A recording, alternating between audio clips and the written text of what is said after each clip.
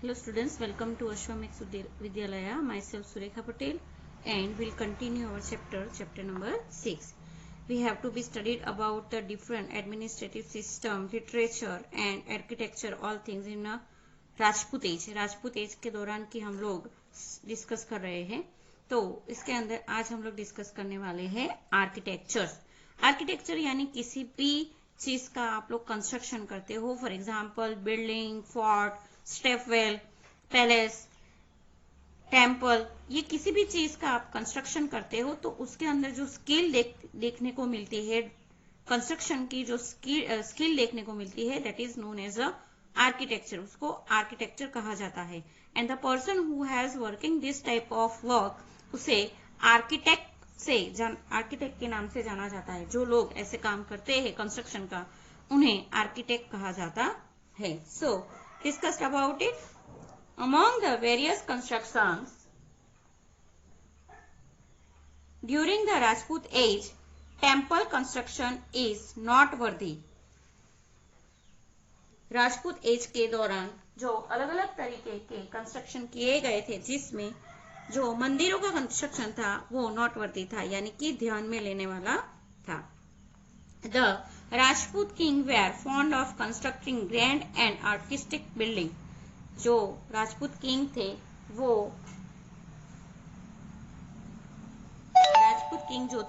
वो बिल्डिंग यानी artistic building बनाने में वो उन लोगों को बहुत ही शौक था. The architecture and sculpture of that time is evident from the temple, forts, palaces, lakes, etc. Sculpture यानी हैमर एंड सीजल की हेल्प से कोई भी जो स्टोन या मेटल, कॉपर, ऐसी जो चीजें होती है उसके ऊपर जो हैमर और चीजल की मदद से उसके ऊपर छीन के जो वर्क किया जाता है, जो अलग डिजाइन्स बना जाती है, उसे स्कल्पचर कहा जाता है. तो राजपूत एज के दौरान ये जो आर्किटेक्चर और जो स्कल्पचर वर्क था वो एविडेंट, किस में से उसके एविडेंट मिलेंगे हम लोगों को, तो जो टेम्पल है, फोर्ट्स है, पैलेसेस है, लेक्स, इनको हम लोग देखेंगे तो ये सारे आर्किटेक्चर और स्कल्पचर के एविडेंस थे. हम लोगों को पता चलता है कि we have to be visit to some places, historical places. That time we have to be see the different type of designs should be carved on the stone, and that should be a very incredible designs. तो ये जो designs थी वो आज के समय में नहीं हो सकती थी. एक सिंगल स्टोन जो रॉक्स होता है उसको तोड़ के उसके अंदर जो है ये सारी डिजाइन्स जो है क्रिएट की जाती है. तो उस टाइम जो है ये सारी चीजें जो है बहुत ही नॉटवर्दी थी. Among the temples, Khajuraho in Madhya Pradesh के अंदर Khajuraho temple and the Puri temple of lord Jagannath are famous for their architecture and sculpture. Rajput age के दौरान खजुराहो और जो पूरी टेम्पल है लॉर्ड जगन्नाथ का, वो वर्ल्ड फेमस था. The sun temple of Konark was also built during that time. The Konark temple was constructed with the great fineness and was shaped like a chariot driven by 7 horses. ये कैसे बनाया था कि जो 7 horses जो है, एक रथ, चैरियट यानी रथ, जो 7 horses के द्वारा ड्रिवन किया, 7 horses के द्वारा चलाया गया हुआ रथ के शेप में ये टेम्पल जो है बनाया गया है. और ये जो टेम्पल है उसका जो आर्किटेक्चर है वो वर्ल्ड फेमस है, क्योंकि ऐसा जो टेम्पल है हमें कहीं भी देखने को नहीं मिलेगा. Okay, among the other sun temple of India, the Martand temple of Kashmir and Modhera sun temple of Gujarat are famous. India के अंदर दूसरे भी सन टेम्पल है, कोणार्क के अलावा फेमस टेम्पल है तो Martand temple in Kashmir and Modhera sun temple in of Gujarat जो भी फेमस है.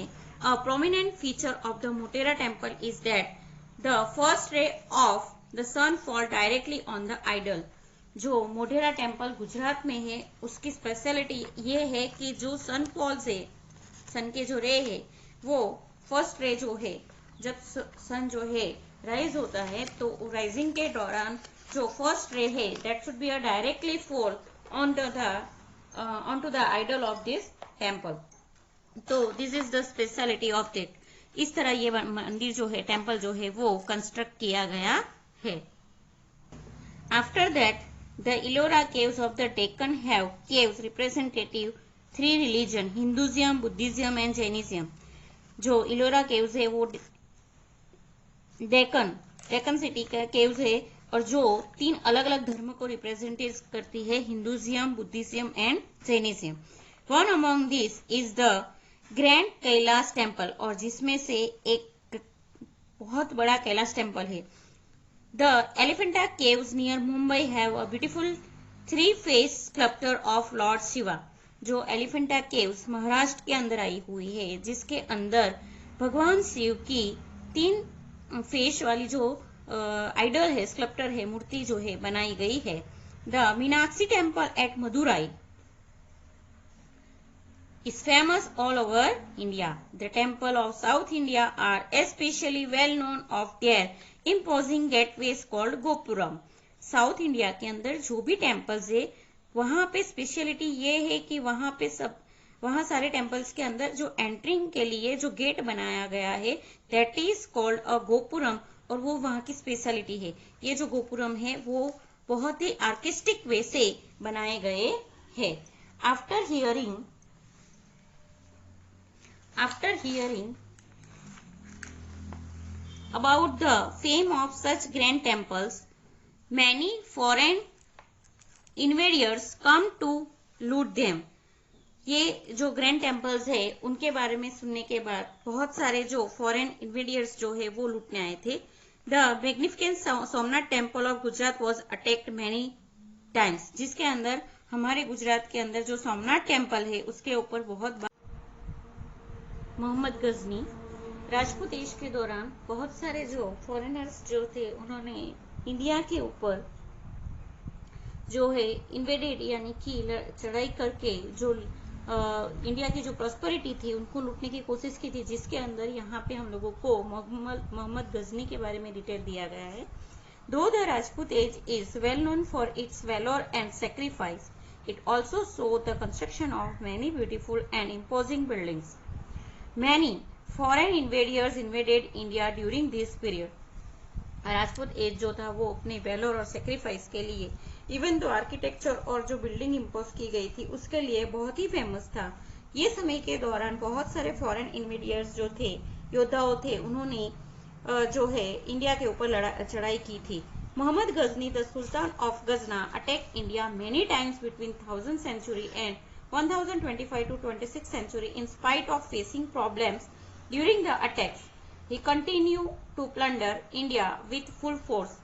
ये मोहम्मद गजनी जो था वो सुल्तान गजना के सुल्तान थे और उन्होंने बहुत बार इंडिया में 1000th century से लेके 1026 सेंचुरी तक बहुत बार जो है इंडिया के ऊपर अटैक किए थे। They have to be facing so much problems attacking that, but he has to be plundered यानी कि to looted the India's संपत्ति with the forcefully। During one such attack when Gujarat was under Bhimdev Solanki's rule, he plundered Somnath।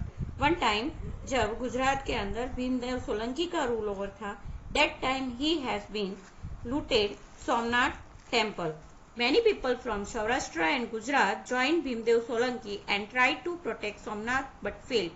उस time बहुत सारे लोग जो थे, सौराष्ट्र और गुजरात के बहुत सारे लोग जो थे वो भीमदेव सोलंकी से साथ जुड़ गए थे और सोमनाथ टेम्पल को से प्रोटेक्ट करने की कोशिश की थी, बट दे आर फेल्ड। तो इस तरह जो है जो राजपूत एज के दौरान जो प्रॉस्पेरिटी प्रॉस्परस हुई थी, वो उस टाइम के जो फॉरेन इन्वेडियर्स थे उन्होंने बहुत बार लूट के ये जो प्रॉस्पेरिटी है उसको डिस्ट्रॉय करने की कोशिश की थी। After that change of power at Delhi के अंदर राजपूत एज का जो पावर है वो चेंज होने के बाद क्या हुआ, तो after the demise of Mohammad Ghazni the leader of Ghazna started weighing for the throne। Delhi के अंदर मोहम्मद गजनी के डेथ के बाद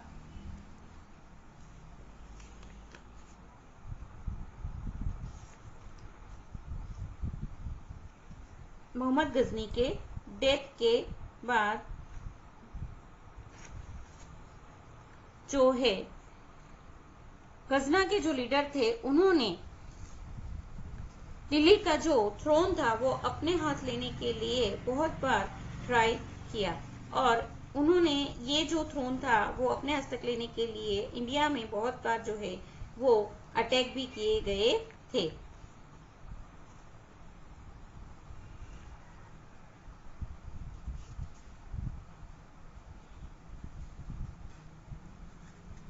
However, the Rajput king did not take advantage of this weakness. Meanwhile, Shahabuddin Ghori established his strong rule in Ghazna and decided to attack India. उसके बाद Rajput king जो थे वो ये एडवांटेज और वीकनेस जो है ये जो वीकनेस है उसका एडवांटेज ले ना सके और जिसकी वजह से शहाबुद्दीन घोरी जो है उसने अपना स्ट्रॉन्ग रूल जो है गजना के अंदर एस्टेब्लिश किया और इंडिया के ऊपर अटैक करने का सोचा। His intention was not to loot but establish his rule here. उनका जो इंटेंशन था वो इंडिया में लूटने का नहीं था लेकिन दिल्ली के अंदर अपना जो रूल था वो एस्टेब्लिश करना था। इनिशियली ही वॉजंट सक्सेसफुल, लेकिन वो सक्सेसफुल नहीं हुए। He could not forget his defeat by queen Naiki Devi of Anhilwad Patan and therefore did not attack India for 12 years। वो जो है वो सक्सेसफुल ना रहे। वो जो अपनी जो हार है वो नाइकी देवी अनहिलवाड़ पाटन की जो क्वीन थी उनसे डिफेट हुए और उसके बाद उन्होंने इंडिया में 12 years तक अटैक नहीं किया। Finally the second time he attack Delhi और उन्होंने सेकेंड टाइम जो है दिल्ली पे अटैक किया। Prithviraj fought bravely but without any prior preparation or help from the other Rajput kings. With his defeat, the Rajput rule come to end in Delhi. Prithviraj ने बहुत bravely जो है ये शहाबुद्दीन घोरी के साथ लड़ाई की, लेकिन उसके लिए कोई भी प्री प्रिपरेशन आगे से कोई भी लड़ाई की तैयारी नहीं थी। इवन उन्होंने कोई दूसरे जो राजपूत किंग थे उनकी भी हेल्प ना ली, जिसकी वजह से वो क्या हुए, डिफेट हो गए, हार गए। और इस तरह जो है दिल्ली के अंदर जो राजपूत रूल है उसका एंड हुआ। As a result Shahabuddin established his rule this year and extend his kingdom। और इस तरह शहाबुद्दीन घोरी जो है उन्होंने अपना जो रूल है राज जो है वो एस्टेब्लिश स्थापना की और उन्होंने अपना राज्य जो है वो एक्सटेंड यानी बढ़ाया। After Shahabuddin his self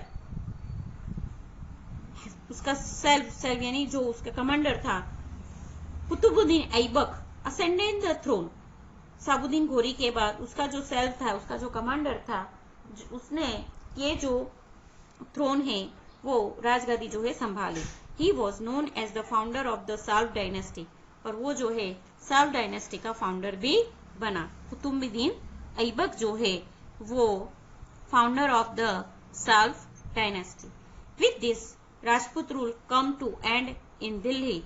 There was a change in the administrations and society. What kind of change took place and why? Think about question like this. In place of valor and sacrifice, people started conspiring against each other to power. The throne of Delhi was stained with blood. Rajput rule का जो है इस तरह दिल्ली के अंदर जो है and हुआ और उसके बाद बहुत सारे एडमिनिस्ट्रेटिव और सोसाइटी के अंदर बहुत सारे चेंजेस हुए। अगर हम लोग सोचे तो किस तरीके के चेंजेस हुए थे तो we have to be imagine this type of question कि भाई किस किस तरीके के चेंजेस हुए थे। ऐसा भी हो सकता है कि they have to be emerge और नॉट, बट